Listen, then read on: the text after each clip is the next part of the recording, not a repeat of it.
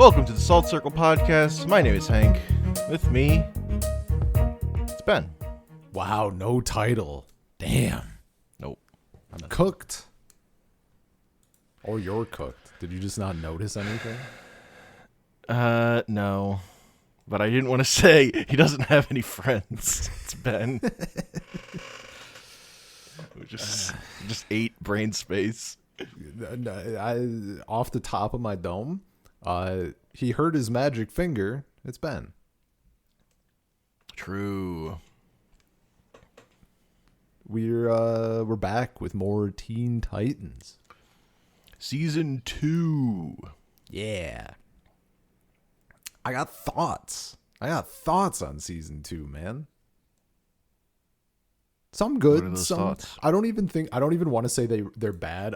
I want to say I'm watching this as an adult who watched all the episodes like at once. Sure. is the real thing. I'm thinking also last time we did forget to mention like two things. We forgot to talk about Blackfire and the Thunder and Lightning episode. Thunder and Lightning, I at least got my point out about it. Yes. Feeling like Ishinomori characters. Yeah. And Blackfire sucks was the Yeah, was the thing. And I would say that Blackfire thing feeds into this, where this is a kid, like, despite the show being aimed really at a younger audience, like, it's also a kid show that's like, things don't always all work out. Yeah. Which is like, Which I think is cool. what makes it so memorable for people. Like this show, this season in particular, I think is kind of what made the show. That makes sense. Because of the Terror arc. Yeah. No, the arc was good. I like the bones of the arc. I like the foundation. I, as an adult who watched it all at once, more or less, left a little to be desired. It felt a little choppy, but I have a basis for this now, and I think I realized this. I don't know how long ago it was now. When I was talking about the book series that I read in junior high, the Warriors Cats books, and it was such a big series. There are a shitload of books in that series, but it felt like such a big world and a big thing. And I was reading these books, and I was just like thinking about them all the time. Like I would read them between class or whatever, and I was thinking about them so much that they felt huge. And when I went back as an adult and read them, I'm like, what the fuck is this? Like, this is nothing. What's going on? So I was thinking about it, watching some of these, in particular with the Terra arc. It just really felt like they knew her for all of 5 minutes, and then they're like, it's like they've known each other for months or whatever, or just at least. And there's some of that, and they kind of double down on that a little bit as like she comes back. And at first I was like, this. It's just jarring. But then I realized, like, if I had seen that first episode or whatever, I would have been thinking about it for the entire next fucking week. And it would have, like, it's doing kind of the job of making it feel like she had more time with those characters, because I would have just been thinking about it. So that one got kind of, for me, got a little bit like, yeah, I think it nerfed. needed an episode where she's just on the team. Yeah. And it's like a normal adventure. Yeah, that would have been very good. We needed the tournament of heroines or whatever. Bro, for that they tease and don't give us. Oh my god. And the thing is, I mean, there's some other stuff with the arc, but like moment to moment, super good. Everything very enjoyable. Like no issues. It's just like the overall, I'm 30, womp womp.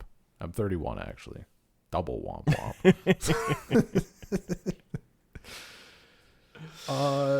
Do you want to go episode by episode this time so we don't miss any? Sure.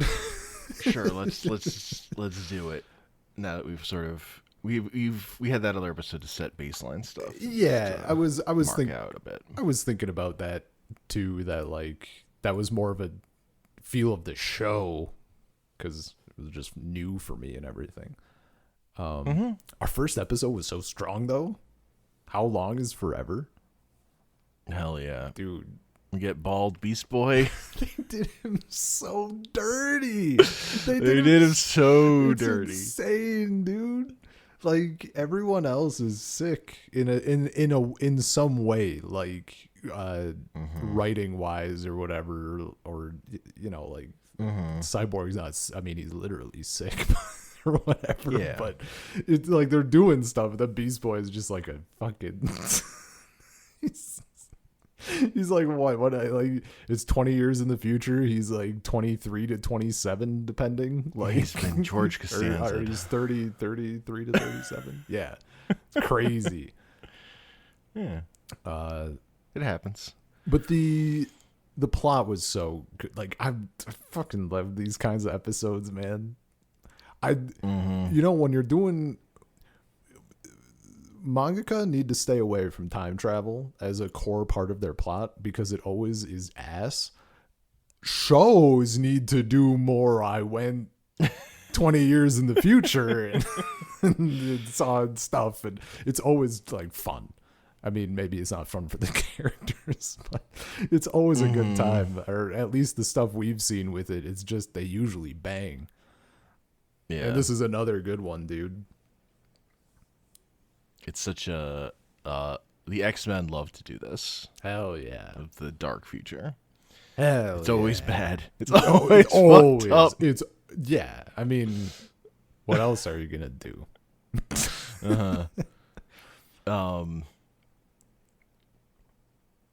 God, just the difference between Beast Boy and Nightwing.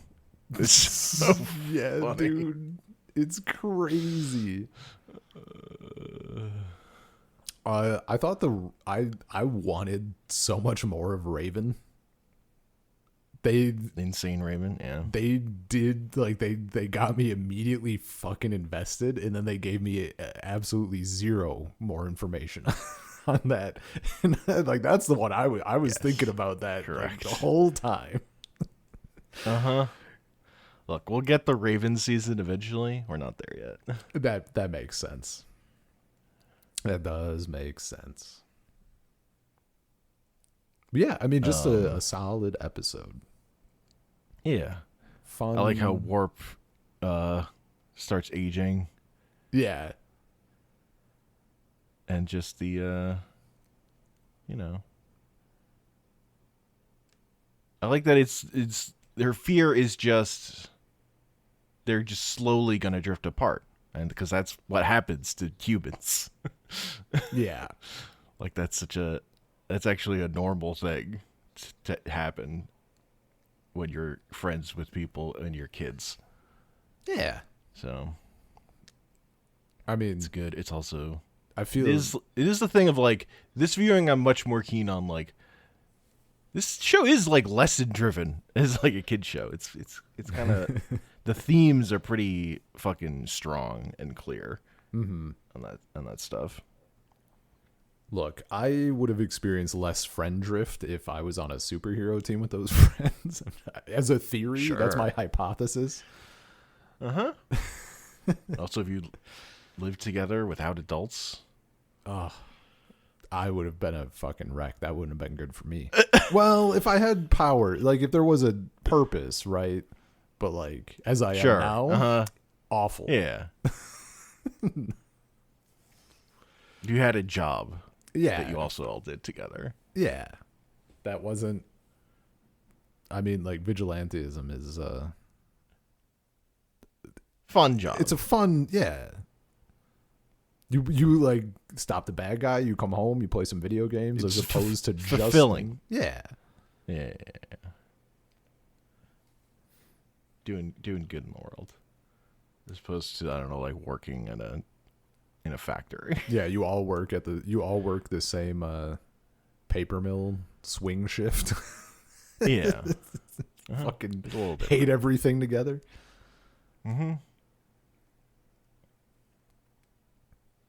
Yeah. It was good stuff. Also, I really feel like Raven wanting everyone to stay friends so she doesn't go insane. Yeah, dude. Like, personally, should be the most personally invested. Even though Beast Boy is the one who's the most upset. Yeah. But staying friends isn't gonna solve that problem. It might. It might. Less stress? Yeah. Less stress. Yeah. Possibly. He was not doing good. Dude, he was in a self-imposed having a bad time. Fucking zoo. Circus. That's not, yeah, that's not to keep me in, to keep everyone else out. Somehow feels far worse than Cyborg's situation, which was also not great. Literally locked in Titan's shower. Yeah. And not really taking care of the place. Well, like broken windows and yeah. Come on, Robin, fucking go help fix the windows at least. God, what are we doing? You ever stop in? You don't say hi at all. See, I thought they were gonna go in more like they did keep it to pretty much a drift apart scenario, and I really thought they were gonna like her Starfire disappearing was like the catalyst, right?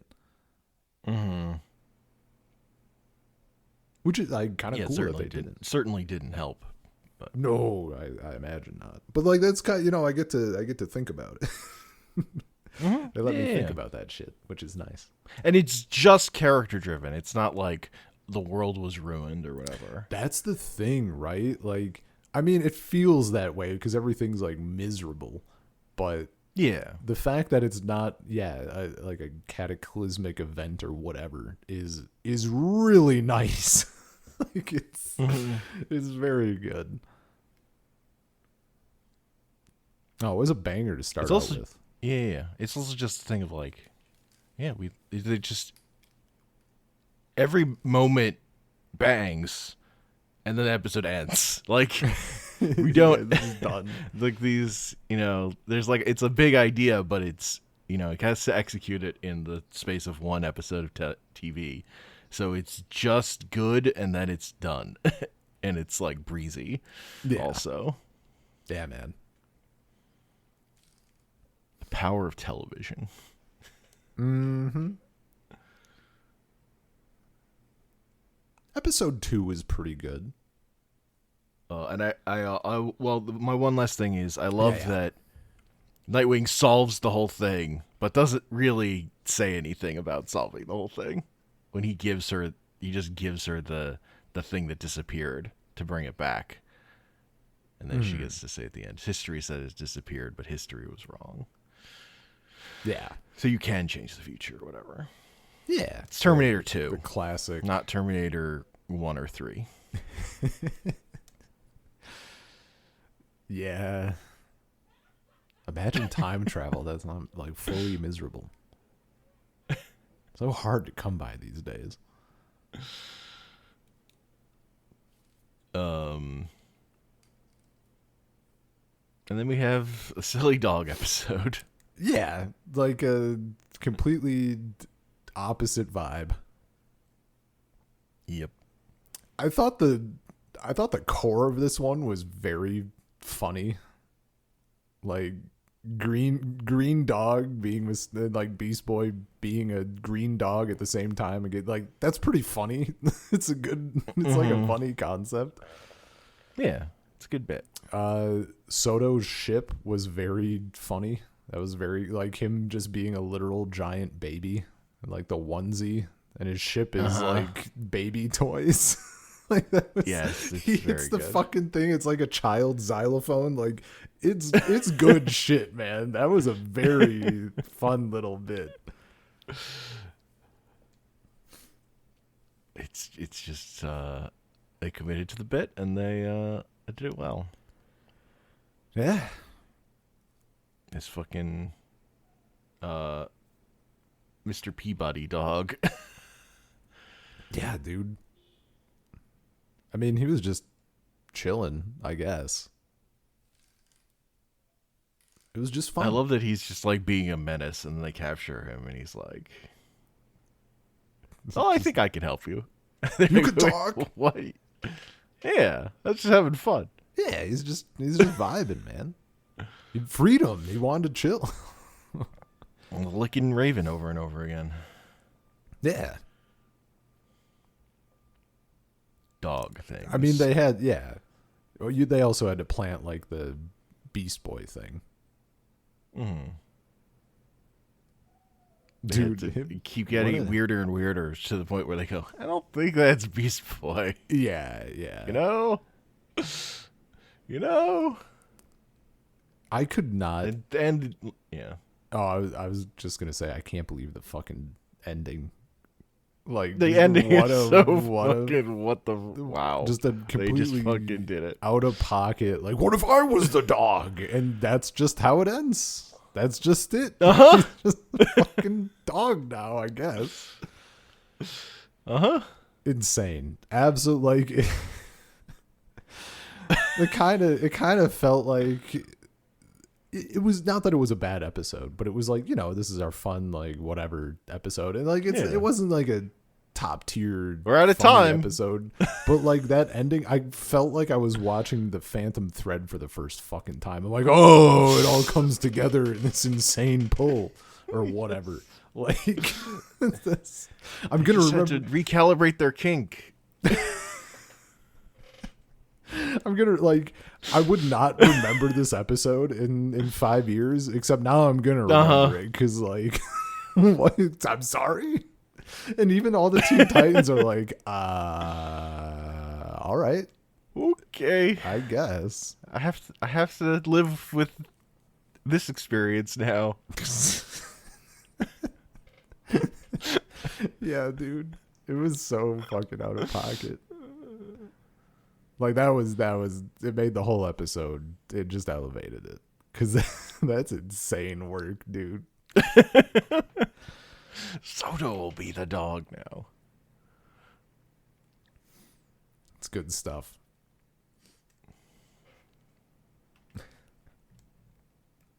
Yeah, other than that, like honestly, it's kind of it's whatever. Yeah. It's an episode. Good on Soto for being a switch. You gotta teach the proper morals.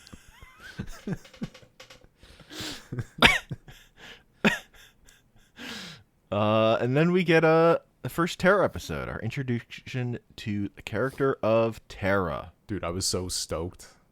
This is maybe why also like I was a little disappointed, is because like this one came out really strong. Like Sure. I could see some of this stuff coming down the line, right? Especially with Slade being like, I saw her first. Oh, that's so good. That was such a good bit. Also, she's just chill as hell. Like she's like so fucking cool and chill, and then we get like none of that after. We get this, and that's it.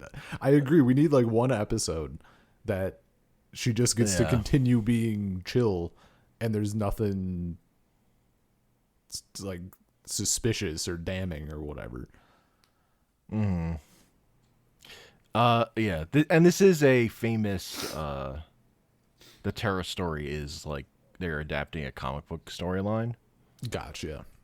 Although, I would say the comic book storyline more fucked up. Uh-oh.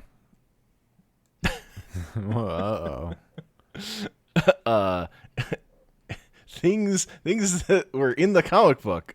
Terra and Slade were sleeping together. Yeah, that makes sense. I was thinking of that when later he's like, they do effectively a wedding scene. And then he says something about her body being his. I'm like, that's a bit much. But okay. Also in that, I think it's called the Judas Contract. I think Slade, it's been a long time, but I think Slade's like literally just been hired to kill the Titans. He's not like a take over the world supervillain, or Deathstroke rather. And And I think in the comic, Tara's just evil from the beginning, and she does infiltrate the team specifically to, like, I think this thing of like her meeting them before getting in with Slade is original to the show. I think. I think I'm it's not 100%. I think it's good. I think all the changes that the show makes are good. Yeah, let me say that makes sense. I think all the choices that they made around adapting this for this show, thumbs up. Thumbs up. Yeah, I almost appreciate the way they do it in the show more because of everything I learned about how the comic version goes. Yeah.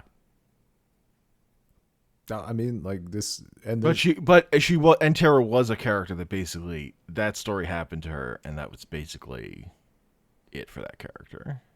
Sure. Yeah, I'm not misremembering. Right? Yeah, no, they fight Slade right away in this episode, right? Yeah. Taylor's confronted by Slade. Okay. Because Slade knows Tara's deal. He's like already scouted her. Yeah. But she doesn't know who he is yet. Yes. Yeah. I just forgot I'm like, that wasn't in a different episode with the with like her fighting him as he intended or whatever. No, I saw some sort of something like that coming, but it's just so fucking good because like this whole episode I was so locked in because his speech is so fucking good, or not his speech necessarily, but like him convincing her, right, and getting into her head, and she's already a little uneasy about not being able to control her powers. Clearly has had some incidents, and he just locks in on that shit, and just the way, like, it's fucking Lucifer in the Garden of Eden in Paradise Lost or whatever. Like, it's just it's just good. He's just fucking in her head, and she like rejects it, but also, and you know, the ending with like her thinking that Beast Boy like told everybody, except it's just Robin fucking figuring shit out, because of course he did. He, you know, he has eyes. Know it was a secret. Yeah. Like, and it's pretty fucking obvious. And her like running, like, that stuff was all fine. I was actually a little surprised because, like, on paper, I feel like that's something I think would annoy me, but it didn't. I was fully locked in with the idea that, like, yes, this child is like incredibly self-conscious about this thing, and then like thought someone betrayed her, like in a normal human way instead of a supervillain way. Like, yeah, it fully hit for me, which was very nice. Yeah, she's just so insecure. Yeah, and I'm sure for like good reasons. Yeah, like I'm sure whatever cause earthquakes. Yeah, and like if you like for most normal people, if you met someone who was like, yeah, I accidentally like caused a shitload of structural damage and loss of life potentially, like it was me, like, yeah, people probably gonna not be cool with that often, so it makes sense. But you know, it's obviously different when you are talking to like fucking Raven of all people about like controlling your powers. I know, totally different thing. And it's just and it sets up the thing of like she trusts Beast Boy more than she trusts the Titans. Yes. But then also feels more betrayed by Beast Boy than anything. Because of a slight misunderstanding or whatever. Yeah. Also, Jesus Christ, Beast Boy is thirsty. He is so thirsty. That boy's acting like he's been in a desert. He's crazy. I mean, I fucking get it. Like, I would have been in his same position.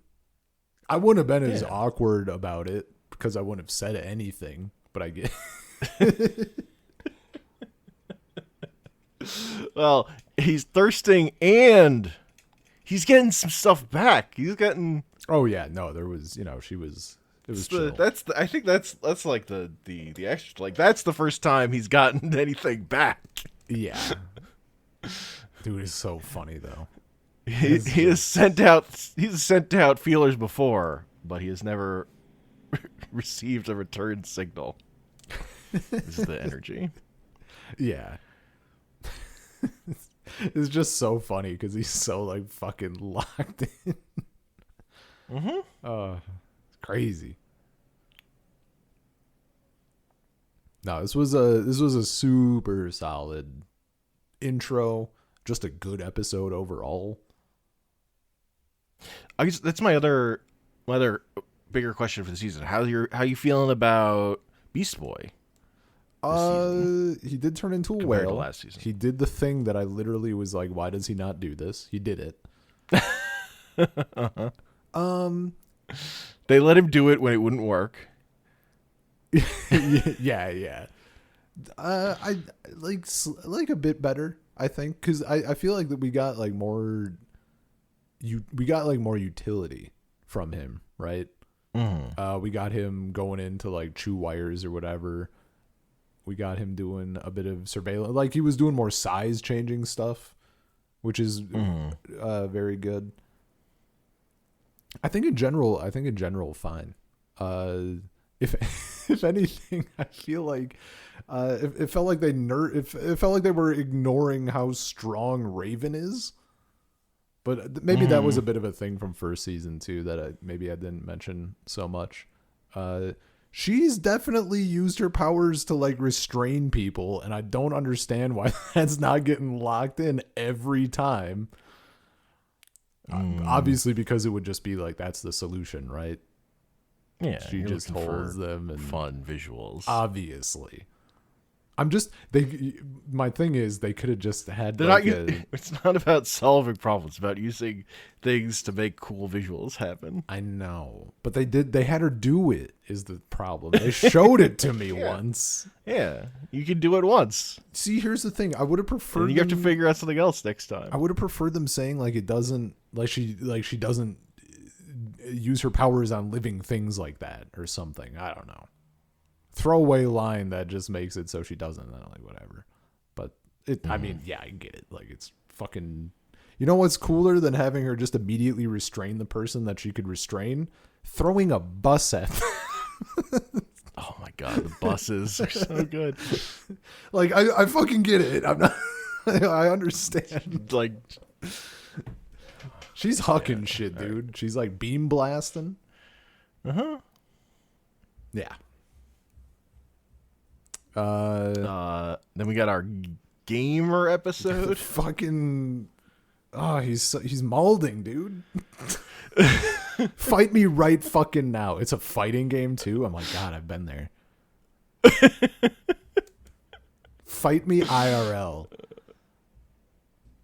And they did. It's so funny. They did. I like this one. You know what? It's very telling of the show that there are some concepts that I feel like again on paper I wouldn't like as much, but they do it in a way, and I like the characters enough that like I come around. Sure. For Tara, like her being insecure and just rushing off, like maybe I'm softening up to that a little bit, but that was a thing. The idea of like I agree with Cyborg, like there are limits for a machine, generally speaking, unless you're in Dragon Ball, in which case go nuts. But I kind of agreed with him, but by the end I'm like, you know what? Yeah, like you can always get a little bit more juice out of something. I like it because it's still a moral for kids, but it's not a moral that's useful for any child. Because child aren't part robot. Yeah. It's like, yeah, obviously you give 110% if you're human. Duh. But if you're a robot, you need to also give 110%. Well, the moral is that if you think you can't, you just have to believe that you can, right? Sure. It's about being able to do things you think you can't do. More than... But specifically for Cyborg. Yeah. Inherently, he did already believe this. Also, if he can't give more than 100%, why did he make his scanner go to 140? Well, he didn't make it. Oh, he didn't? I mean, that makes sense. But why does the scanner go to 140? It's like my car. It's like my car speedometer going up to like 200, but my car tops out at like 110. Like, what are we doing here? Come on. Yeah, unless I can go 200, don't be showing me that. Well, it's the opposite. It's like if your speedometer went to 100, but you could go 150. I guess. But it was still, but the numbers were appearing, man. I do love that it breaks, and he's like, I don't need it anymore. I mean, actually, okay, so it's like in NBA shootout video games for the PlayStation 1, where you could, if you maxed out you could max out character stats because you could put points in overall and then take them out of each category individually and wind up with more points. So eventually you could max every stat. Hell yeah. And then you could create characters that were minimum height and like 300 pounds. And they would have so much momentum that they could jump from beyond the 3-point line and dunk. And it would count as a 3-point make, but not an attempt. So your percentage for 3-point makes would be a bar that would fly off it would go beyond the limits of the bar. Oh, that's so fucking good. Actual video game example of this phenomenon. Oh, that's incredible. Oh, that's perfect.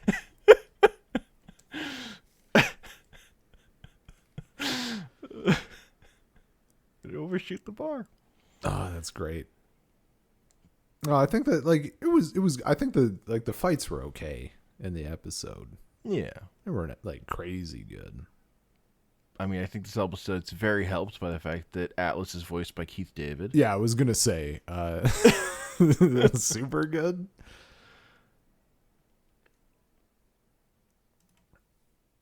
I do think I do find, and then his like mechanic guy is voiced by John DiMaggio. Yeah. Oh, it's solid, man. I do think it's a very good concept of like he can't do any of this shit himself, which is I find it very funny because he's the robot. Mm-hmm. Very but he's good. also the gamer child. He's just a fucking gamer, dude. And just like a gamer, he's unable to actually take care of himself. Yeah, but he's a robot, so instead of asking for tendies, he's asking for oil. Yeah. What was the problem? What was the problem with the fucking oil? Was it warm or it was cold? I forget what the issue was. Warm. Yeah, it was cold. Yeah. Just spin it out. Just cold oil. Yeah.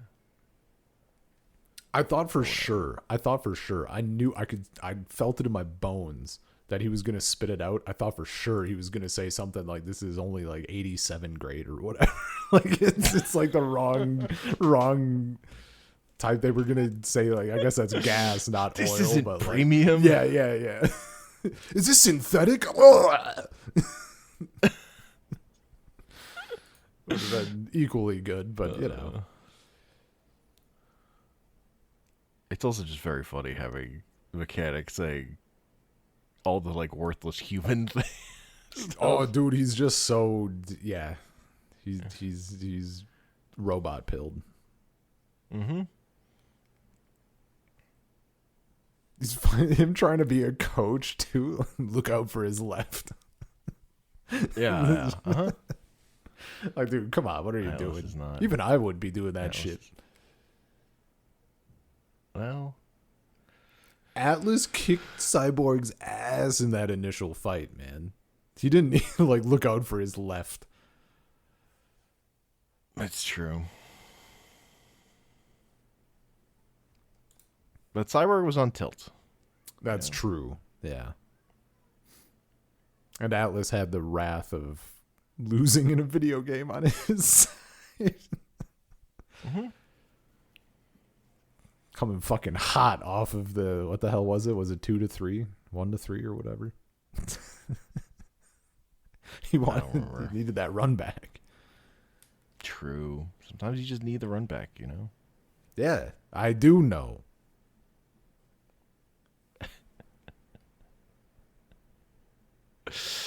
Gonna beat your ass next time. It's the energy I've experienced. Because you can't... fighting games, I don't have it because you don't, like... I mean... I'm not like really getting in a fight with my friends like you do in a fighting game. Yeah. But I have experienced playing basketball video games and getting so amped and then going and playing basketball. Yeah. That I've done. Hell yeah, dude. Well, I have basketball video games on the mind. Just get so amped. I don't think I've... Competition. I don't think have I done that? I've done that a little bit. I got real into Forza, and then I was like, why can't I practice drifting? Hell yeah. I was drifting. Find an empty parking lot or whatever. It was a dirt road with a lot of turns. Oh, hell yeah. Great. Ah, good times.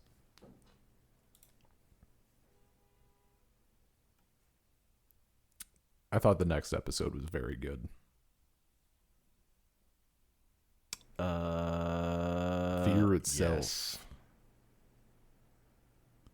First off, I fucking love it when nerds get dunked on. Like when the nerd is just an obvious villain and like his fucking villain trigger is that they didn't include whatever fucking Star Trek stand-in film he wanted on their premium list or whatever. Like he just didn't. Yeah, they just didn't have like Star Trek 5 on their list of best movies or whatever. Yeah, and so he was gonna start killing people. Like, yeah, dude, these people need to be made fun of. It's not a lightsaber. It's good every time. Every time. Mm-hmm. And then the stuff, watching the, them watching the movie and shit, just so fucking funny. Going from like, yeah, all the other ones you've showed us were not scary, dude. We'll be fine. Like fucking cuts. They're like horrified. We got that brief shot of Raven also like just scared stiff or whatever, her eyes and shit, and then she like wipes it off. Well, I like that everyone else like is like, it's a scary movie, they're all freaked out, and then they just all start laughing. Yeah, so, yeah, they're like, damn, that was fucking scary, and they're just chilling. They go to bed. Yeah. And Raven's like, I don't do fear. And then she summons a fear monster. I didn't persona character energy.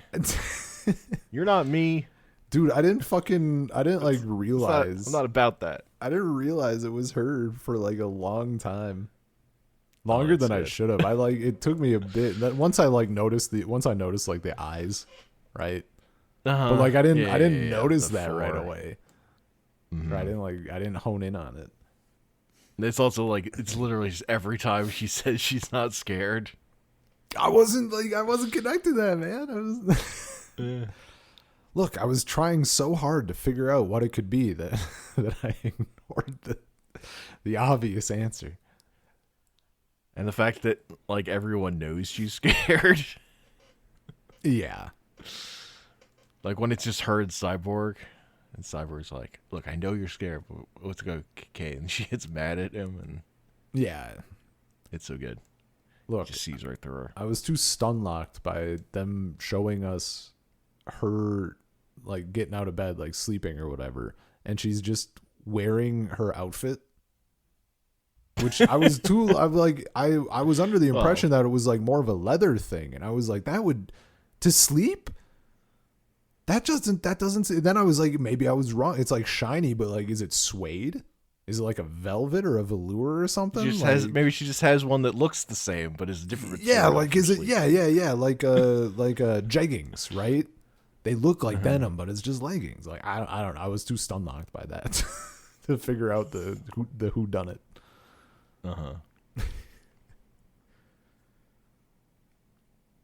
It was very not good. Gonna do design for Raven's pajamas or whatever. No jammies is a crime, dude. We got a fucking Starfire dress. It's true. But the episode was like very, very solid, very fun. I also like the end of it where she's just like a little embarrassed about it. Yeah, she's just like she just blushes. Yeah. Sorry for subjecting you to nightmares beyond your comprehension. Whoops. Also, it's worth noting this episode was written by Dwayne McDuffie, who was like the main show writer by the end of Justice League Unlimited. Yeah, he did like 2 episodes this season. Hell yeah! What was the other one he did? He did the Tournament of Champions episode also. Yeah, winner take all. I think that's all he did on this. I don't think he has any ones in future seasons. Well, I mean, both banger episodes. Both fun. We gotta talk about Date with Destiny, though. Hell yeah, bro. Oh, that's what we'll take this lovely lady to her junior prom. Fucking, it's such top tier Starfire. Like, it's incredible. Her thinking it's a fucking duel, and she like takes off her glove, like fucking duel custom, and she like slaps her out of the screen with it. Like, obviously he accepts. Robin's like, Starfire, it's a date. She just like fucking lose. It's so good, man. No. Oh my god.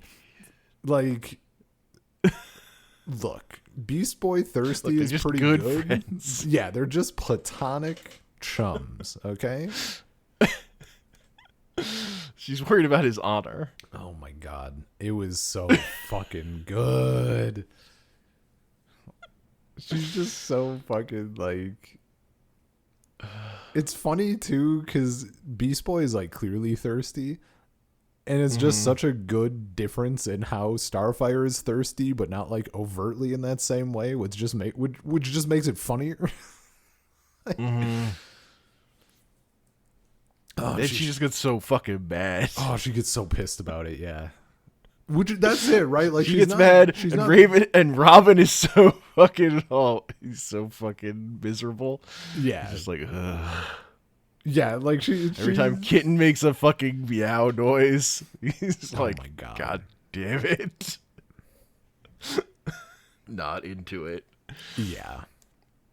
Dude, I was like laughing the whole time because it's like, how could that even be worth? Like, he's so miserable. What's the point?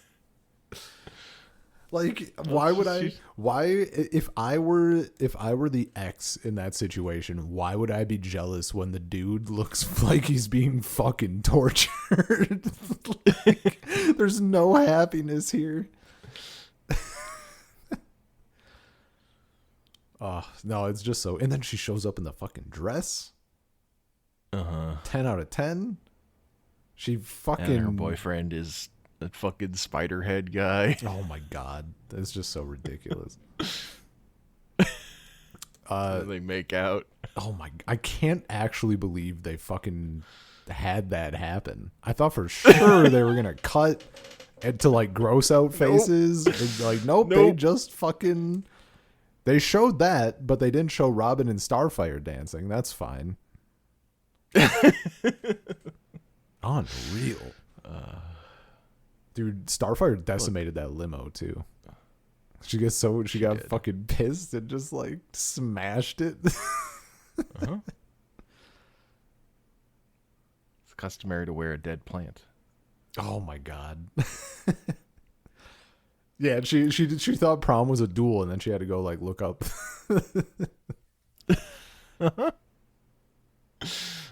I love that at the end, those paralyzed kids are like, "What are you talking about? This is the best prom ever. This was awesome. This is sick. You had to see Robin fight a spider thing." Yeah, man. You know, a little spice. Prom needs a little spice. This is the greatest killer moth story ever told. Did he appear frequently? Before, like, there was never a good killer moth story before this. I don't think. I mean, I could be wrong. I could have missed a good one, but yeah. I mean, it was very solid. Killer Moth's design in this is very Kirby-ish. Also, I'll say. I feel like his eyes are Jack Kirby-ish. That makes more what, like, comic book Killer Moth looked like. My mind went to the little pink spherical Kirby first, and I was like, I guess if you really want to think about it in some kind of way, I suppose.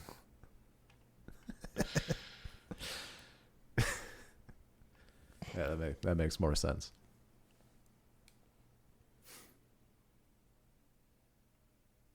Yeah, it was solid. Classic Killer Moth is like yellow helmet, orange cape, purple shirt. Hell yeah. Yellow pants. Hell yeah. Stuff. A fashionista. Okay.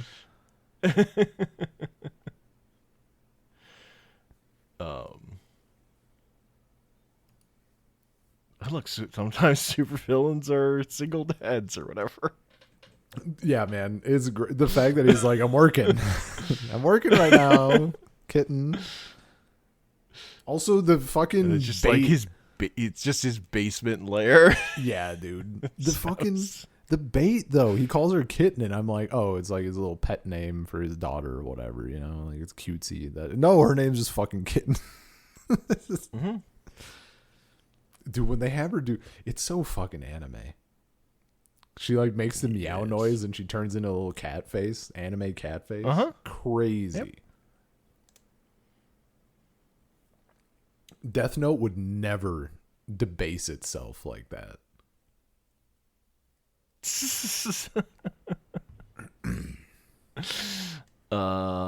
There is a continuity error in this episode.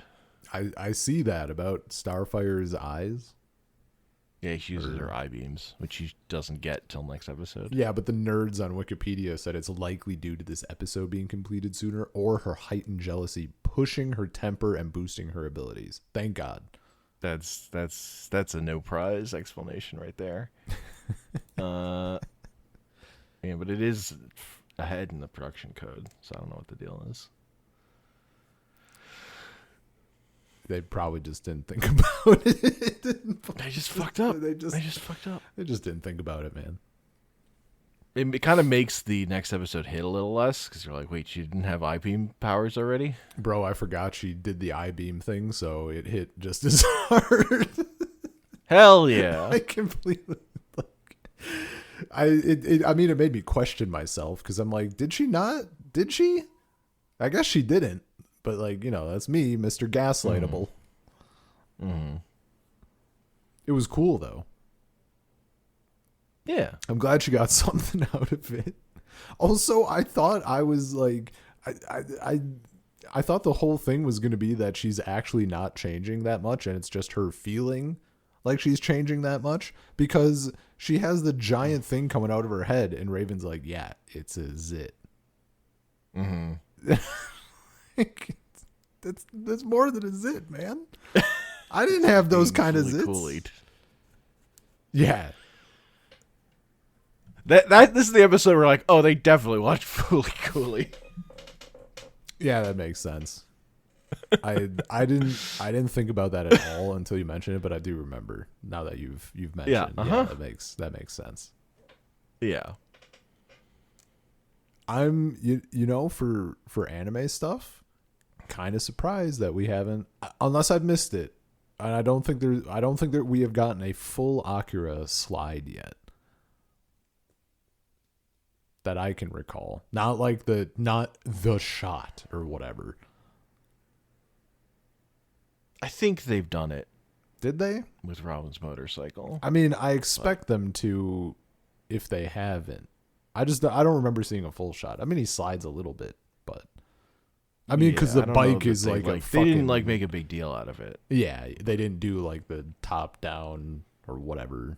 It's not the exact fucking thing. Yeah. But for transformation though, I really liked it. I mean, like, I was a little hesitant at first because like putting a puberty episode in is a little bold, but it was fine. It was good. Mm-hmm. Well, yeah. It is funny because it's just one of those things where like these versions of these characters are like younger and younger coded than the comic book versions. Yeah. That they're drawing from.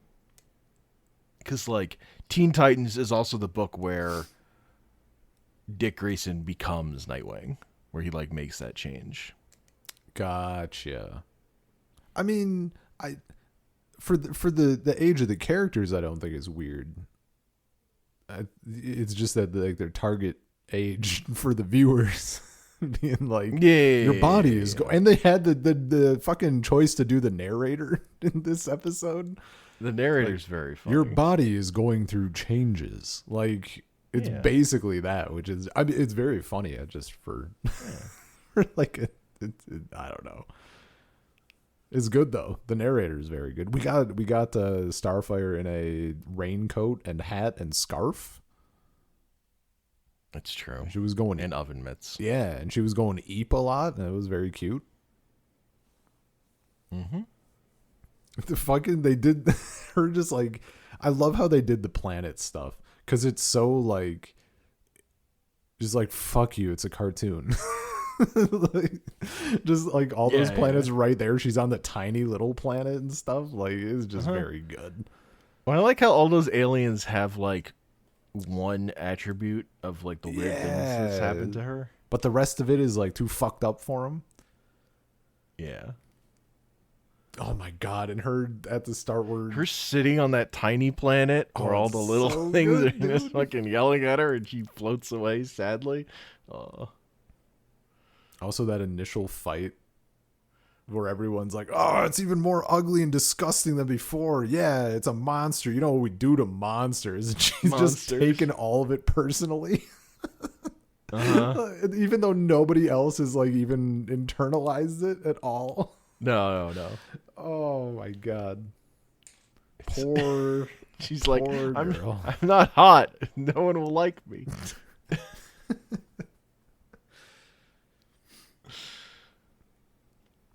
Dude, the narrator being like, she doesn't realize that she's conventionally attractive. But she is.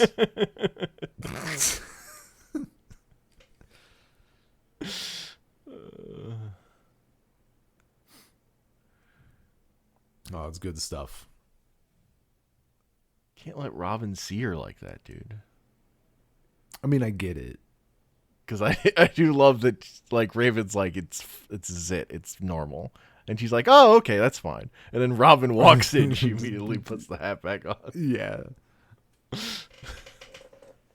Can't let Robin see me like this. My good friend, Robin. My close platonic friend.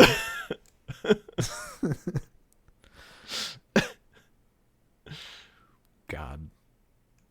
That shit is so funny. That's never not going to be funny. Just two good buds. Just hanging out. I also like the thing of Blackfire just turned purple for 2 days. Yeah. So that's the explanation for why she didn't know what was happening. Also, just the idea of a creature that only exists to eat certain class of Tamaranians that undergo this transformation. Look, nature is weird sometimes. Eat all the other time. Maybe it's one of those deals where like it just needs one, like every fucking. I mean, at that scale, probably every several years or a decade or something. It just is fine. That is wild, though. Also, the fact that it's like we saw the little, its actual form like in the space, and then we just get like the angel form, whatever the fuck. Like, okay.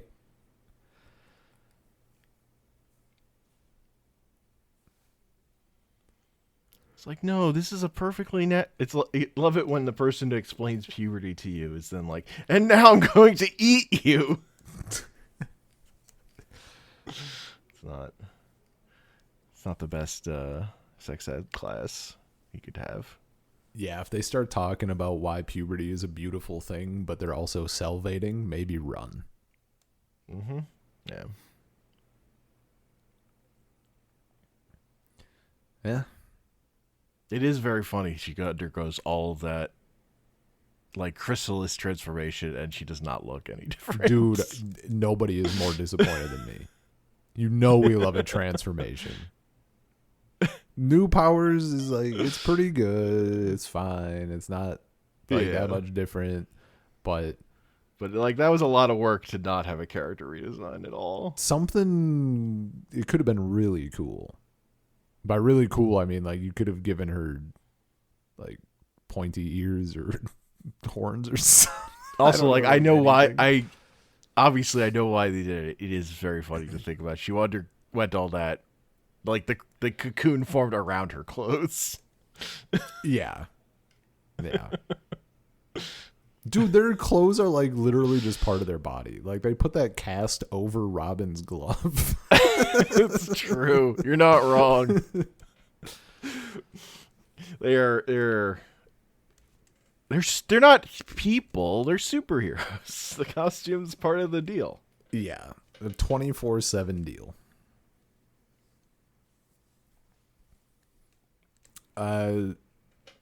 Anything more on this episode? No, I think that's it. Because Tara's back. Oh, we get to see the sub go to space. Oh, right. Yeah, them just like fucking throwing a rocket It's together. built for deep sea. This is not built for space. It's similar. We strapped rockets to it, so it's for space now. Yeah, that's how that works. Gotta find Starfire. It's important. But yeah, that's it for that. He needs to find her right now because she's his good platonic friend. Oh, the character who does get a redesign in this episode is fucking Plasmus. Yes. Wait, it's enough sewer, then he gets like all those green eyes, which is a good redesign. He doesn't just look like Clayface, Clayface anymore. Yeah, that was literally like I saw him and I'm like, is this Clayface? This is just lame Clayface. Clayface. Yeah.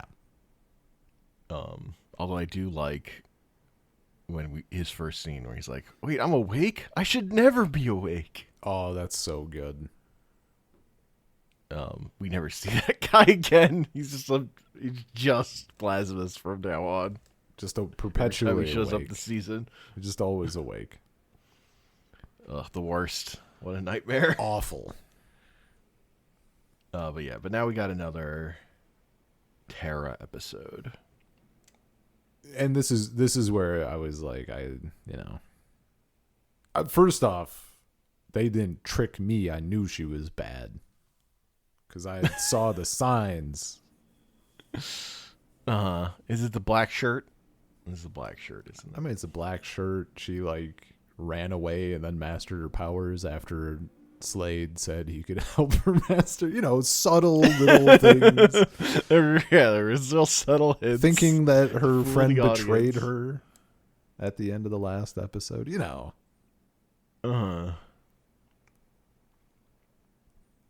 Yeah, I would also be fucking suspicious of her in this situation. Yeah. But I like that Raven isn't really suspicious of her for good reasons. She's like fucking suspicious of her and like fucking jealous at the idea that is being presented. Because she has to work so fucking hard to control her powers. Yeah. I mean, she doesn't know the work that Tara did. I mean, I guess it didn't take that long either way. But yeah, you don't know what maybe she had to do a blood ritual or something. Powers are weird, man. She did make a deal with the devil. Yeah. You know, as one does sometimes. When they reach their low points as a 13-year-old who misunderstood a situation. Who had one bad social interaction and was like, all right, that's it. It's Satan. I'm gonna burn it all down. It's on you now.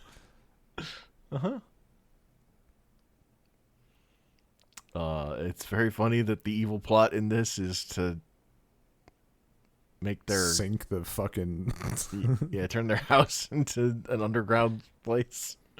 Yeah. Oh, it's wild the fucking amount of open space that is below the Titan's Tower in that big fucking chamber. Well, they like cleared it out, right? Probably. Yeah. Mm-hmm. I wouldn't. Here's the thing. I don't know that I would like trust living over there. Like a lot of work would have to be done. That's what I like. Yeah, they saved the day, but also like still seems a little precarious. Look, maybe off screen. Like, but I don't know. But also, you want to say, how can you think they did clear it out if they have to use these fucking worms to fucking? Well, Tara could have still done it, drill. Right? I guess she's the key to all this. I mean, the plot. My justification is that this is this specific plot is so that she can. I mean, from Slade's perspective, is that so she can help them save the thing and then earns their trust. Oh, right? yeah. That's the... Yeah. No, Slade doesn't actually care about drowning their house. It'd be fun if it like worked. Yeah, that's a bonus. But no. This is a thing that exists specifically so Tara can save the day. Yeah.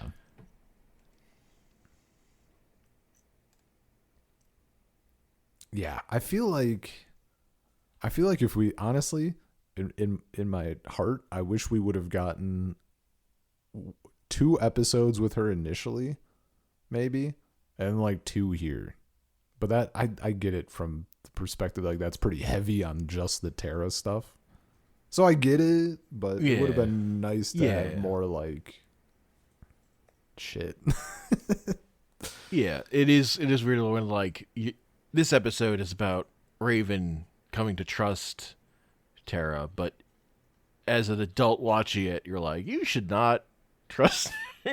That's wrong. I mean, even that, but when she comes back, she's acting like they were super good friends, and it does like if multiple days and weeks were passing in that initial episode, they did a not great job of showing it. And later when she's like, we get some of her memories of stuff, right? And like, I don't think any of that was stuff that happened on the screen, was it? She's like remembering this shit, like her and Beast Boy walking through a park or whatever. And he's like, and then Cyborg said, and it cuts. And I'm like, are you just like this? Now you're telling us that they spent time together? I know. Alarm going off. I did grab it. Nice. Did you hear what I said, or were your headphones off? My headphones were off. Oh, I was saying, we get the episode later where she's like remembering stuff that happened, except it wasn't stuff that happened on screen. So we're getting like some of that, but that needed to be earlier. They could have done like a little fun montage or something, you know? Like I get that you are like you have limited time, and especially for the respectable goal of doing a 13 episode arc in a show where you're also like weaving in other episodes and shit. Yeah. Well, I assume that stuff happens between this episode and the next Tara episode. Like of course, but seeing if not an episode, I with her, get like I get a your montage. point. You know, they can hand wave it a little, and it's fine for the adults in the room or whatever. Yeah, and for kids, like, you know, you watch this episode and Tara's just, you know, you kids, it's an easy thing to expand out. Yeah. To make it. Because Tara is likable. Like on a face value, I guess. Yeah. You cut out a tiny bit there. I'm going to switch our region to US East. Okay. We did get a very important thing at the beginning of this episode, though. Mm-hmm. We got the chibi shit. It's so good. It's true. Oh. Fucking little sheepish Beast Boy and chibi Starfire because she's better friends with Tara than Beast Boy. She wants to get in on that. Uh-huh. Oh, it's so good. Anytime they do that shit, it's so good. Just be an anime. Anime is good, as it turns out. At least sometimes it's good. You heard it here first. Yeah.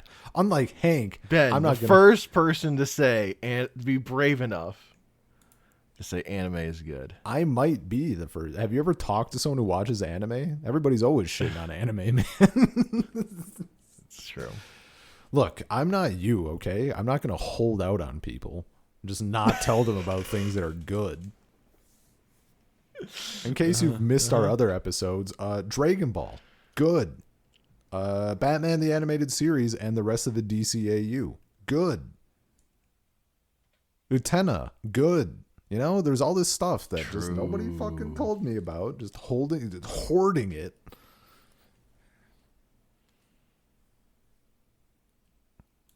The true villains.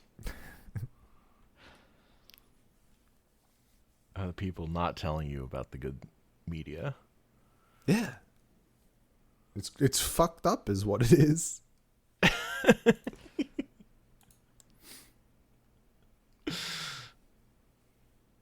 Yeah.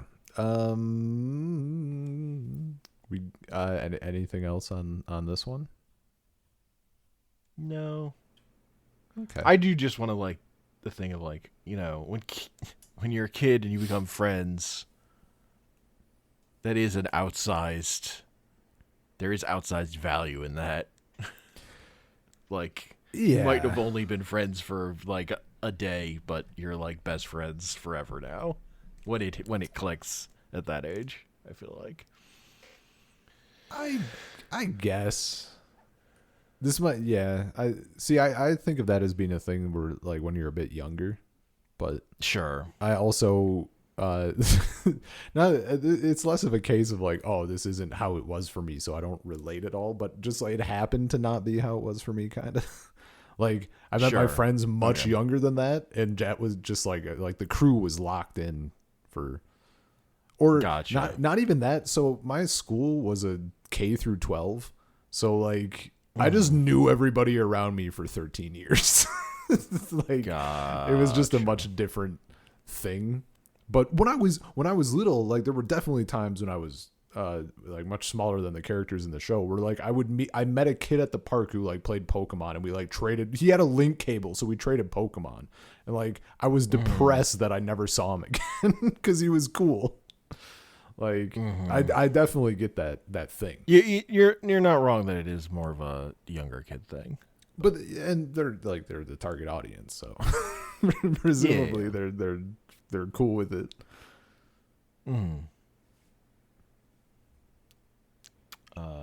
Then we have the Tournament of Champions. The episode title is Winner Take All, actually. That's true. Tournament Champions is very good, though. It was a fun time. Also, the villain of this episode just has narrator voice.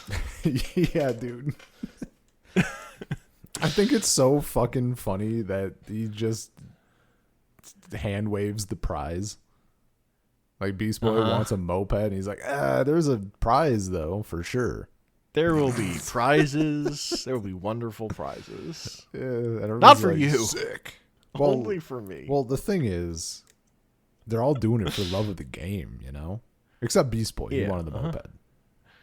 Beast Boy did want a moped. Robin Robin is in it for the love of the game.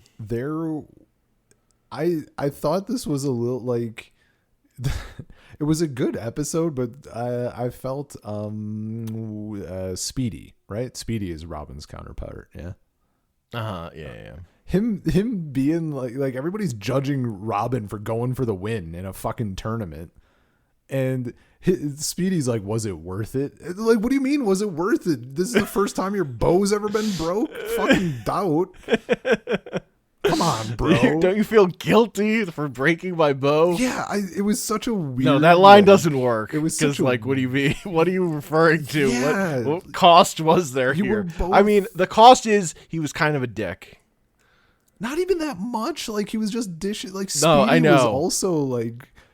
Look, yes. Look, this is the problem. Like, me and you play fighting games together sometimes. They're just trash talking. Nobody's even using slurs. It's not that bad. Like, come on. They're in a fucking tournament that at that point they think is still just like a chill deal and not a nightmare. He does apologize for being kind of a dick about it later, though. Yeah, so I don't even. That's what it is about. It doesn't work. Yeah, in the moment, I'm like, wait, what are you fucking talking about, Speedy? Yeah, I agree with you. Yeah, I mean, like the thing is, it's a fun episode. Beside that, though, right? You get all the fights and shit. Yeah, I can't believe that it's all heroes and Gizmo. Gizmo's just there.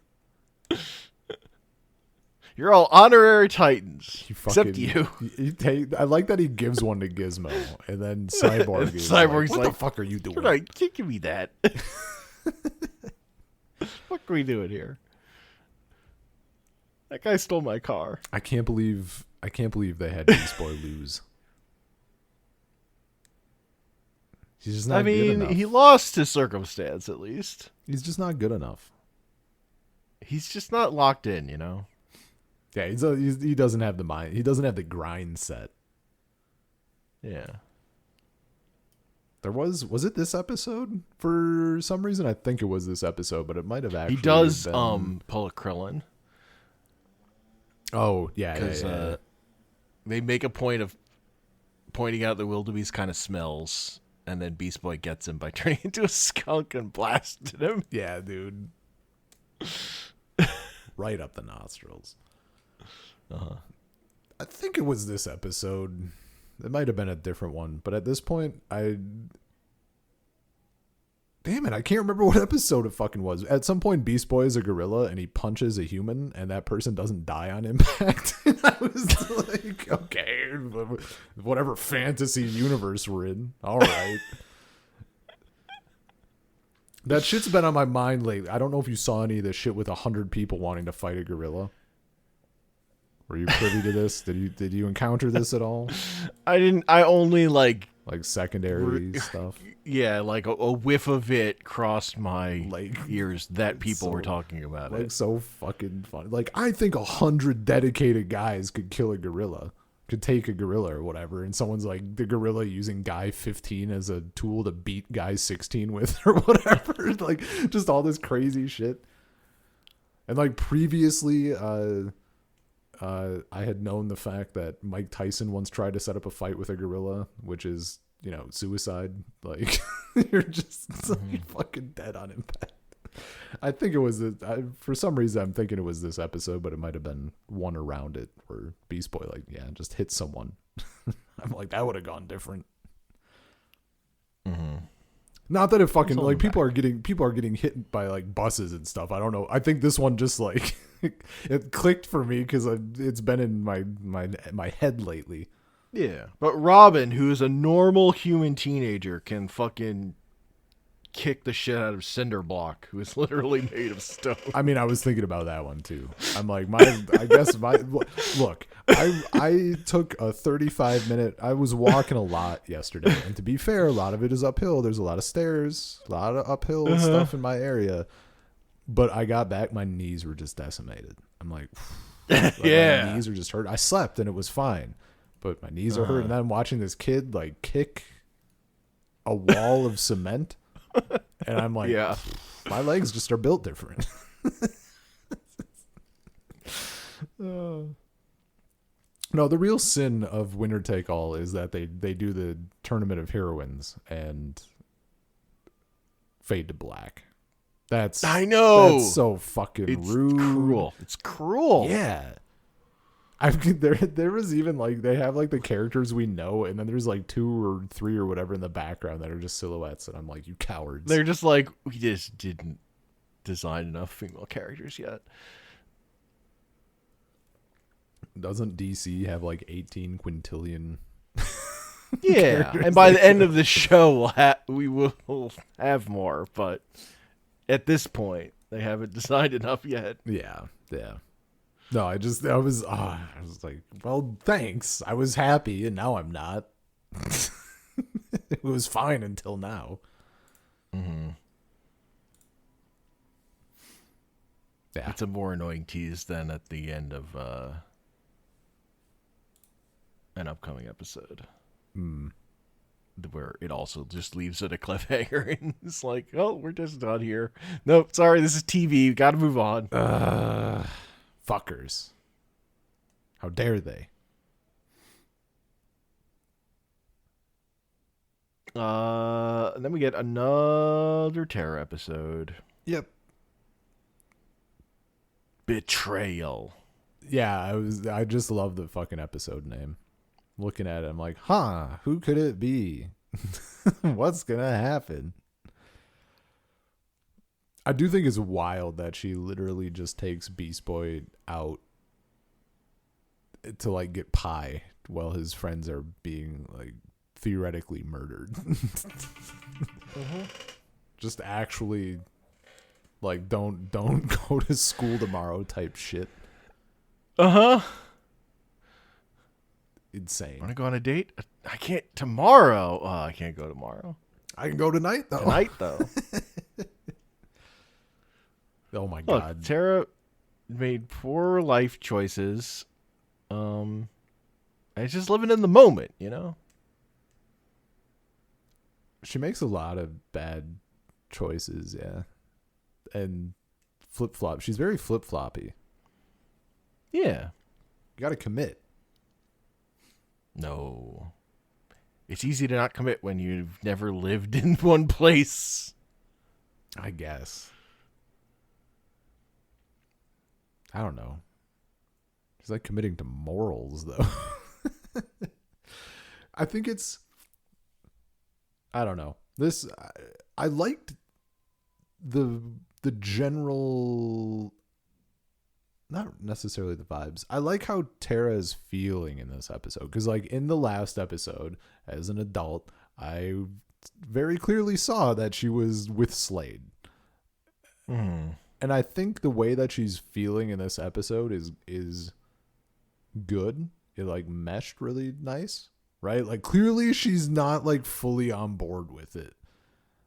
Like she did this thing because she was so concerned about her powers. And that's fine. I think that's a very good, like that makes sense. If I had power, like I'm not in that position. I can't fucking control the earth. But like if I could and I couldn't control those powers and people had been getting hurt, like yeah, that makes fucking sense that you, like any port in a storm or whatever. Like I want to stop earthquaking people. So, but also she had these friends. And she's like fundamentally a good person or whatever. So the way like how she was doing stuff in this episode, I think really fit. It was solid. Like she does contradictory things, but they feel, I don't know, to me they feel like a realistic contradictory things. Yeah. That a person that was in her bizarre position that is making bad choices would do. Yeah. To like go to do the terrible thing, but then try to run away and pretend it's not happening. Yeah. Yeah, because like she signed up or whatever. She's like following Yeah, through look, on she a technicality. like she shut down Titan security and let all the killer robots in, and then just fucking bounced with Beast Boy and was like, you can just fucking run away. It's fine. Don't think about it. Yeah, that makes sense. That's in the past. That was past me did that. That's Yeah. She's a bitch. But I'm me now. yeah. Uh-huh. Fucking apple pie. I love that she roll. I love the menu is just like meat. And then she's like, she lets him sweat. The fact that the usual is just pie is just amusing in a way that's like realistic to me. Like that's the sort of innocent dumb shit that I would do, is just like, oh, this place has fucking banging pie. Also, it's literally called Ben's. I mean, yeah, they know me. Except they know that I'd be going for that strawberry rhubarb. I wouldn't be fucking with apple, probably. Not that there's anything wrong with apple pie. I'm just, a little more refined than your average guy. Oh, maybe just their apple pie is just better than their rhubarb pie. Would I go for an incredible apple pie over a normal strawberry rhubarb? Yeah. Depends on the day. Fair. Depends on what I ordered for. I'm also the type of person that, like, if I happen to be in the mood for apple and I got apple pie the first time I was in that restaurant, I'm eating apple pie at that restaurant for like the next 15 years. And then I'll maybe think about changing it. Hell yeah. There are some places where like I get different stuff every time, but for the most part, I'm like, I didn't try anything else at Subway except the first thing I ever ordered for like literally 20 years. Hell yeah. Like, it's just, it took that long. It's yeah. Why change if it was already good once? I mean, I'm with you. Yeah, dude. I knew you would. Why ever change? I do try like different shit, but not in that situation, I think. Especially with like pie. Well, like, in this situation is Beast Boy going in. It's someone ordering food for him. So. Oh, I love people to order food for me. Anti you in that respect. Yeah, it couldn't be me. I frequently go into I don't do it here so much, but in America at least, like if I'm in a place, sometimes I'll ask the waiter or waitress what their favorite thing is, and I just get that because I'm down for anything. Garbage disposal right here. The last time I did it, someone said it was the soup. Who the fuck says their favorite thing is the soup? I had to try it. It was fucking incredible. Well, what if they said it was apple pie? I tell them to go fuck themselves. Oh, dude, if they said it was a pie, I'd be like, can I get is this by the slice? If someone actually said their favorite thing was the pie, I would request the entire pie. Like on the down low, I'd be like, I will pay a significant sum to have the entire pie.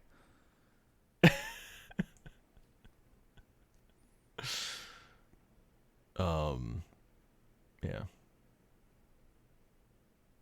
Oh, I love how they're Tara and Beast Boy like are about to make out, and Slade is just sitting there.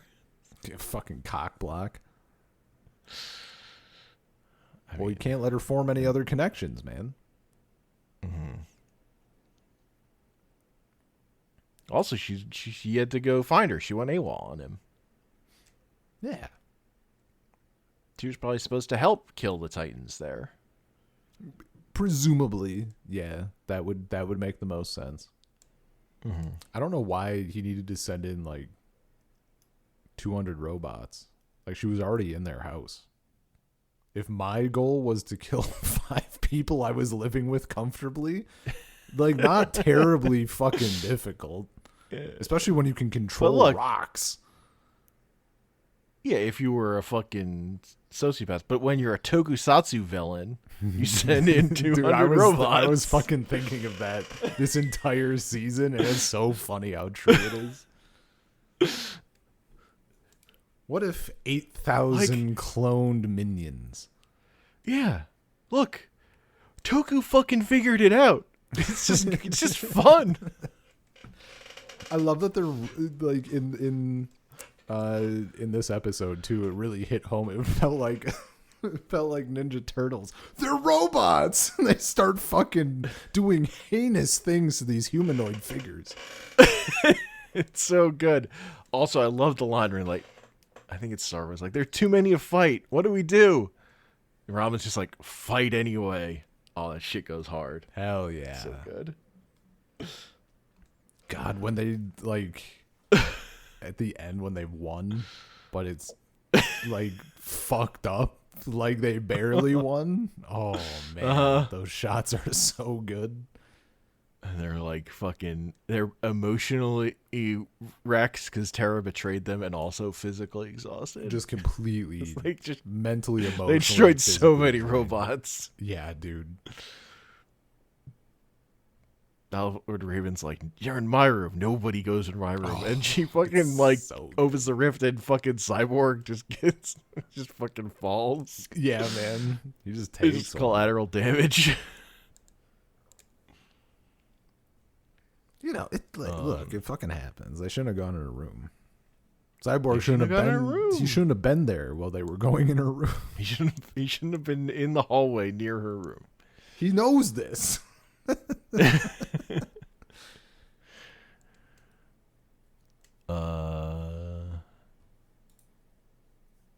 And this is where we got Beast Boy saying that they're not friends, or she has no friends or whatever, right? Is that this episode? He at the end he says, Slade's right, you don't have any friends. Yeah. She gets real pissy about that one later for absolutely no fucking reason. Well, I think Beast Boy is being mean. Like on purpose. He's mad. Bro, she basically tried to kill him. She didn't try to kill him. She tried to kill all his friends. Oh, yeah. Oh, sorry. Which, fair. Of course. Yeah, fine. Silly of me.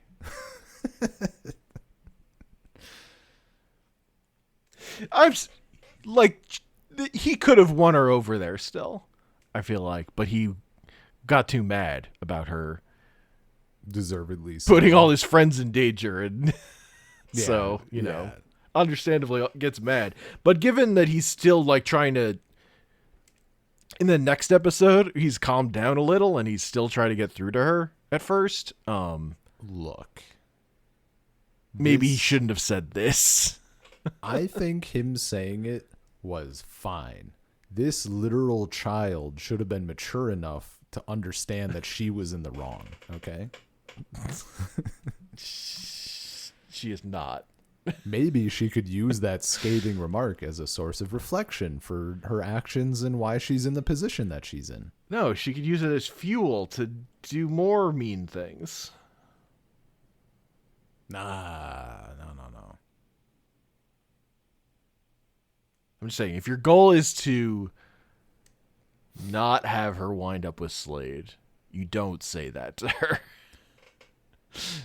Because that really pushes her into the corner He was emotional. Sticking with Slade. Look. Yeah. It's tit for tat. I don't begrudge him. I'm just saying, it's tit for in tat. retrospect, she should have trusted that he didn't spill her secrets. But she ran off. And he ran his mouth. Yeah, it happens. That one I like. See, that one I like better because that was her assuming he had fucking betrayed her when he hadn't. This time he does say the mean thing to her face. I guess. I don't know. I just appreciate a good scathing remark. It was so on the nose. And deserved. It was good. Yeah. But yeah, like you're right.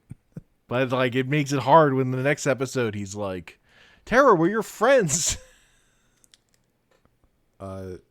Literally, like the first thing he says to her next episode is like, well, then maybe you shouldn't have said the thing. We don't have to wrap up, but Anya did text me. So like We can probably Yeah. probably continue onward. I don't have to go, but she's texting, so that probably means she's a little bored. Sure. It's not like a situation or anything. We have a very important episode next, though, which is Fractured. Man, did you watch the intro for this one? I did. Hell yeah. I almost didn't, but I like it. Uh-huh. I like it at the end of the intro when they say Teen Titan. And it wasn't them, and I'm like, what the fuck? And I went back and I watched. Hell yeah. Because I was like, what the fuck? I love that there's no, in like the cold open, there's no hint that this is what this episode's gonna be. Yeah, dude. It's just Robin versus crazy. this motorcycle guy. And then you get to the intro and there's some guy singing poorly in Japanese. And this little fucking chibi Robin scooting around. Yeah. It's so good. It's also a copy of a bit from an episode of Pinky and the Brain. Really? Where it's Pinky and the Brain and Larry. Oh, okay. And after every line, Larry's saying, and Larry was there too. And it's like this drawing of this character you've never seen before. Hell yeah. I thought it was an okay episode. Not a huge fan of Larry. Larry is basically Batmite, but for Robin. Yeah, I figured he was, And Batmite being Mixia Spitlick, but for Batman. Yeah. So instead of being a villain, he's just a super fanboy. Yeah. Like I think that part's pretty cool. I don't know. I wasn't in the mood Yeah. for this character, I guess. Because like it's Sure. it's a lot, Like if you're if you're like a little bit not in the mood, it's like, oh, this is exhausting. He is high energy. But it's My name is Larry now. Yay. oh my god, he was like going crazy. I like how Cyborg was so like deadpan, like he appears in his little chest thing and he just like shuts it and he's like, so what's up? Like how are you doing this shit? Magic finger. I like that we, unlike when when the characters' mouths switch, we do get the actors playing the different characters, which we didn't get when Raven and Starfire switched bodies. Yeah. It was that stuff was very fun.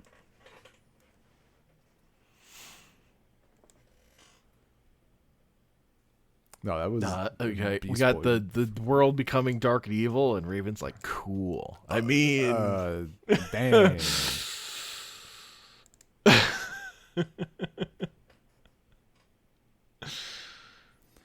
Yeah. That bit was very good. Dude, the people getting like chased down by crayon drawings effectively. mm-hmm. That's good.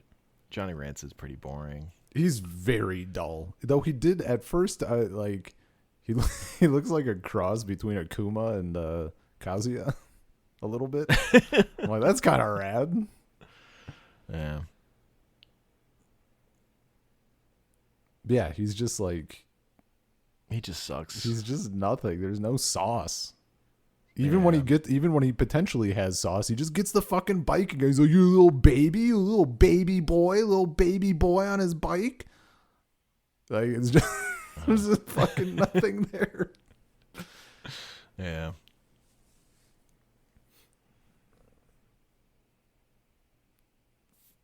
I don't know. I like Larry. I think it's a fun bit. He's fine. He's fine. I just silly. I wasn't fully in the mood, but like objectively, I can write like it's it's fine. Maybe it might be because like when I was we just got the terrorist stuff and then go into this. Like, maybe I would have preferred it before. Like this being sandwiched in between the Terra episodes. It's like this is a different show.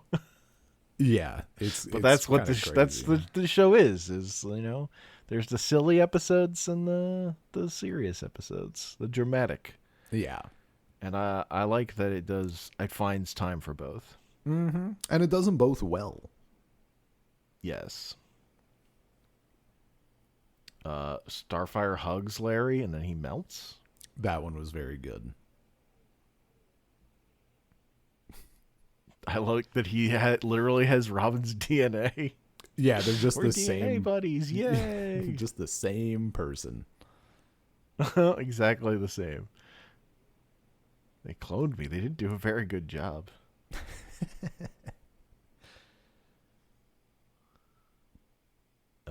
I also did want.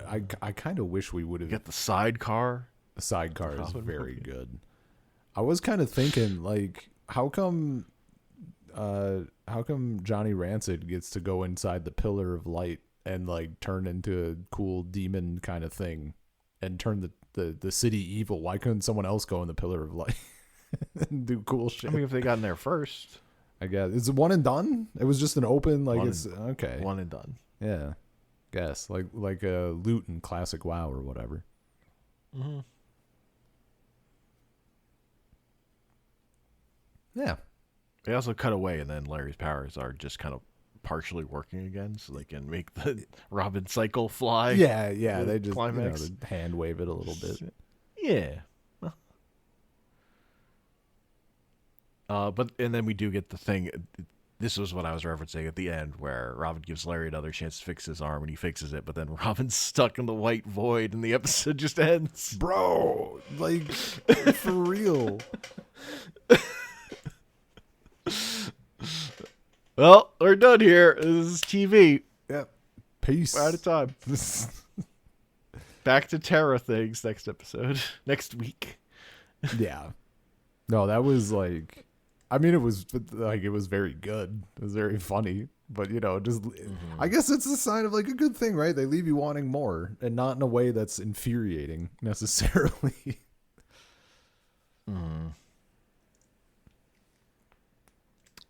And then we've got our 2-part finale. Bro, I had beef. I'm skipping right to the beef. Okay. They literally say that the suit is in her skin. It's linked to her nervous system. She is being actively controlled. He can literally control her like the fucking Pacific Rim mechs or whatever. Like, he's doing that shit. And then it 10 seconds later, he's not controlling you, you're doing it. And she just fucking goes back. Like, it was so like locked in as a thing that just was immediately overwritten. That one annoyed me. That one annoyed me a lot, because there's so many ways you could just not put yourself in that position from a writing standpoint, Well, they write it in like he can. I mean, look, Slade is playing up the amount to which he controls her. I guess That's the toxic relationship stuff. But he literally could control her though. Like, he was actively. yeah, but there's also like the thing is like, I can help you fight, but only if you fight. Like when she's getting her ass kicked. Yes.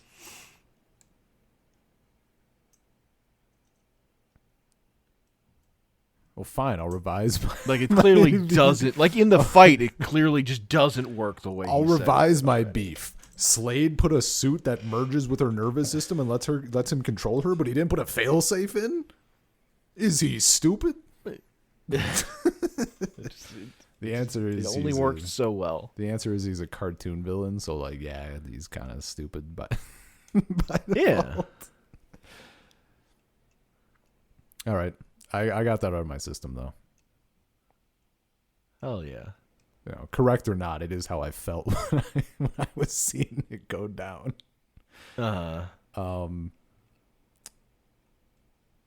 I'm like, Look, they're not. They have to be drift compatible. Like, they have to be doing. There has to be some cooperation along the way for this tech to work.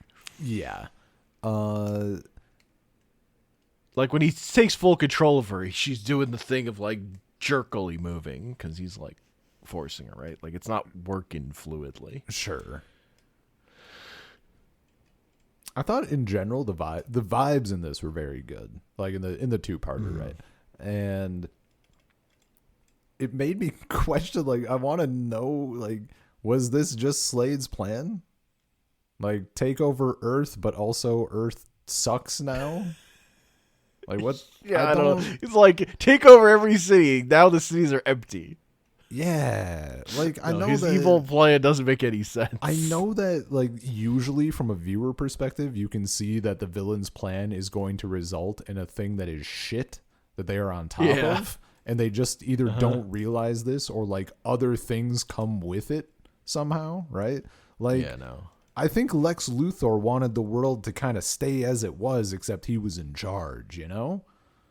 But Slade is he wanted to become immortal and transcend whatever fucking comes first, man. Yeah. But no, Slade seems to want all the cities to be empty of people, so he's like a control freak who just needs everyone else to go away so everything can be perfect. Yeah, and they're just like gray and ultra shitty. I'm like, okay, I guess. He's a complete cartoon. Yeah, it's crazy. Villain. And it's like all the voice performance that like gives him the appearance of like depth. Yeah, man, it's insane. Like the way he's like pure evil Toku villain. Yeah. Tara at the start saying she has no regrets. Like, okay. And then immediate regrets. Immediately rolling through the like taking a stroll down memory lane. Yeah. I like the dynamic where the first episode they're fighting her, they keep holding back and like checking if she's okay after they hit her. And she's fucking, and then she's like exploiting that, and then in the second episode, they're not fucking around anymore, and they completely own her. Yeah. Like once they're not holding back, they just fucking kick the shit out of her, and she's like, "This is fucked. I'm out of here." Them not showing the Titans for the longest time in that fight is so fucking cool. It's so hype. It's really good. Beast Boy in fucking wolf mode, just growling. Yeah, dude. My only not gonna talk to her. I had like him like not talking to her at all. I thought maybe he would like transform, but he does. The fact that he doesn't cave is insane. That's so good. Yeah. I had like I get it, but at this like why they wouldn't do this, but at the same time I'm like you did have a very successful assault on her and then finish that assault by watching her go away and saying we're gonna get her ass. Like I feel like you really could have just like ended it right there. You don't even have to like murder her or anything, but that probably would have been a good time to like, you know, put some like cyber cuffs on her or something. Like you had her ass. Yeah. But you know, they're emotional. And she was a person that allegedly they were friends with. Allegedly spent quite a bit of time with and hung out and everything. Not that I would be privy to any of that. So I get it. I get it. But watching like how fucking badly they kicked her ass, I was like, it feels like it could have been it. It was. You went a whole episode of the Titans and Terra versus Mumbo. Hell yeah, yeah, man. Or just hang out. They could just hang out. They don't have to fight a villain every week. They could just be chilling. Sure. I need more. I could have watched them play Magic the Gathering with Auntie. Hell yeah. She could be right in there. The whole episode is just them playing that card game. Yeah, I get to watch her lose her cards in real time. Hell yeah. And that just like, and at the end, she's like, I'll get my revenge.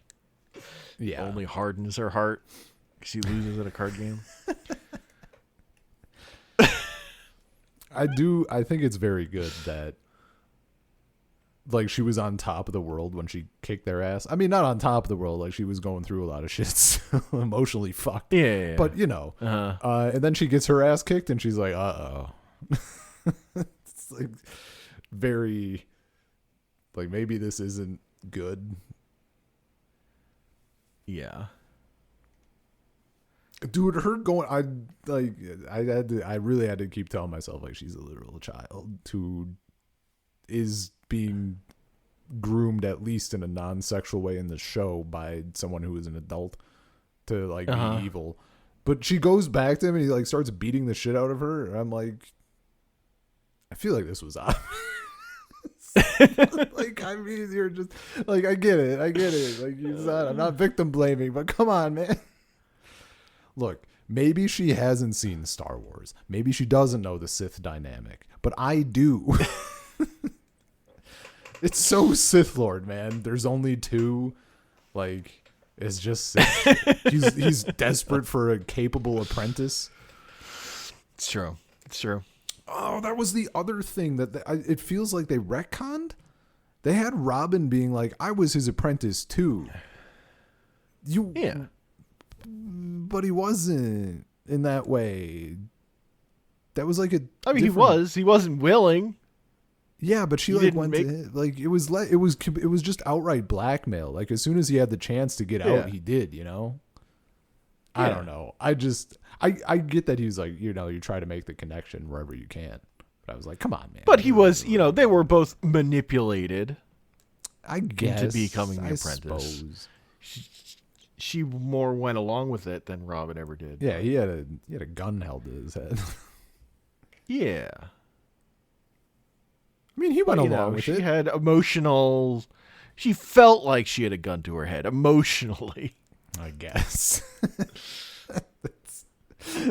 That sounds so fucking bad when he had a gun to his head. She felt like she had a gun. Yeah. Beast Boy said to her, you don't have any friends. Yeah. That's like having a gun to your head when you're a teenager. You know? Yeah. Wouldn't know. Always had friends. Kaboom.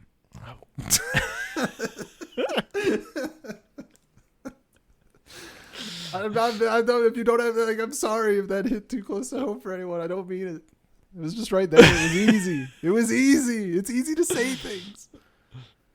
Beast Boy knows. Sometimes you just say. Yeah. Sometimes it's just like, Slade was right. You don't have any friends. It was just easy to say. A good comeback. Got her ass. Said a hurtful thing. Hurt her emotionally. Imagine. Was that helpful? No. But damn, he did it. But he did it. You got to say the Got thing. her. Yeah. I thought we get the hybrid monster of that was very good. Overlord. That was some good Plasmith stuff. and Cinderblock. Yeah. Good kaiju thing. Yeah, man. We're gonna need a bigger jail.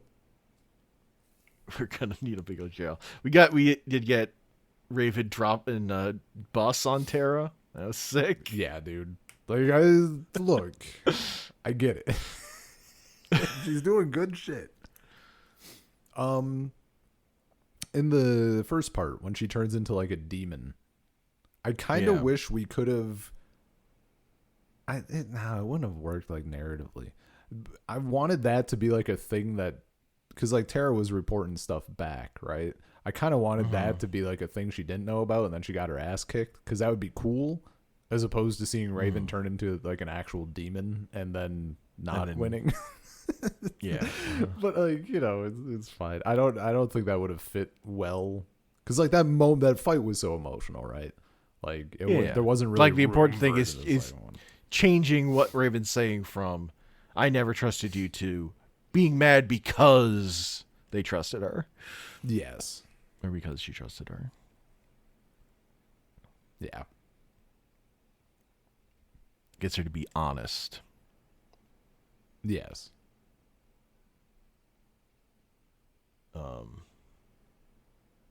There's a volcano under the city. There's a volcano. It's just funny, man. That's some cartoon shit, you know. One of those California volcanoes. It's just a volcano right there, just right underground, ready to pop. Yeah, I mean it's California. They're fault lines. If there was a volcano under a city in California, it's a bad. I don't think people would be living there as much, or would be encouraged not to. Look, California is a nightmare place to live enough as it is. It was just very funny, like this thing that never. All the fire there is above ground. Look, it's just because it came out of nowhere, you know. Oh my God, the volcano! Like well, yeah. Did you see how that place was designed? It looks volcano-y. Yeah, it just hadn't been mentioned. It's fine. It's not, like I don't care at all because it's fun. Like, yeah, fuck it. Drop a bus on someone. Volcano problems. I get it. I was actually kind of wondering because I kind of figured that this would either end with like a sacrifice or her like leaving permanently.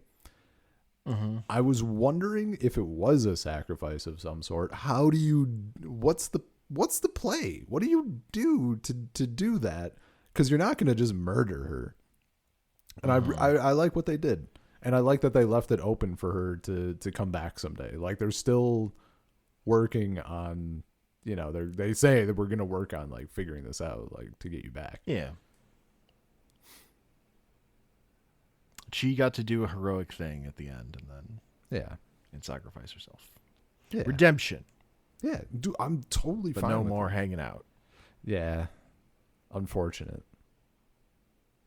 Sometimes things don't work out fully. What really sucks, and they don't mention this in the episode, but what really sucks is that she's actually still conscious in there. Yeah. Also, Slade gets got. I don't believe it. You see his mask in the lava. Oh, of course. Yeah, right. Yeah, of course. We see his mask. It's melting. He's gone forever. I don't believe it. I mean, I don't know about gone forever. He's dead. I don't believe it. He died. I don't fucking believe you.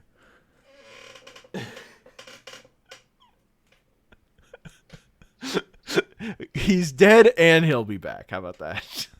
Oh, it's comics. All right. Yeah. Gotcha. And, it's everything. Someone... Slade will not be the villain next season. Wow. Spoilers. I don't believe you, though. Slade Okay. all along. I'm going to be expecting it.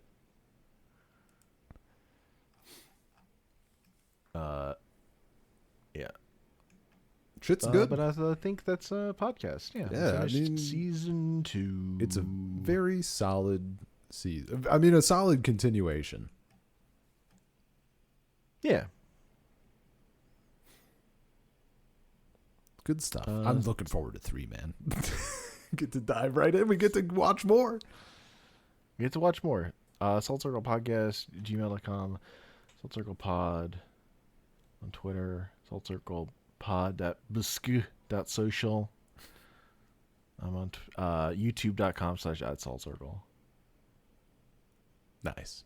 I'm on YouTube at Drathius. I might actually do an upload. I want to make a little video.